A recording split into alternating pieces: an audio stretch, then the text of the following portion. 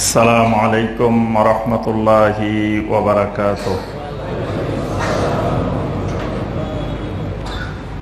তারপরে নবী সাল্লাল্লাহু আলাইহি ওয়াসাল্লামের আদর্শের চাইতে অন্য কোনো আদর্শকে উত্তম মনে করা, এটাও কুফরি।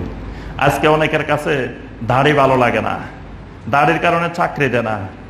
তারপরে দাড়ির থাকলে ছেলের কাছে মেয়ে বিয়ে দেয় না। তারপরে দাড়ির কারণে আরো কত সমস্যা, কত জায়গায় কত অসুবিধা। এই দাড়িকে অপছন্দ করা কুফরি, তা সব আমল নষ্ট হয়ে যাবে যদি একটু অপছন্দ মনের ভিতরে আসে।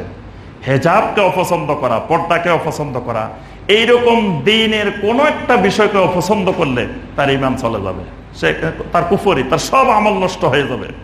সূরা মুহাম্মদের মধ্যে আল্লাহ রাব্বুল আলামিন স্পষ্ট করে বলছেন, যালিকা বিআন্নাহুম কারিহু মা আনজালাল্লাহ, আল্লাহ পাক যা নাজিল করেছেন এটাকে তারা অপছন্দ করে, এইজন্য ফাআহবাতা আমালুহুম, তাদের সব আমল নষ্ট হয়ে যাবে।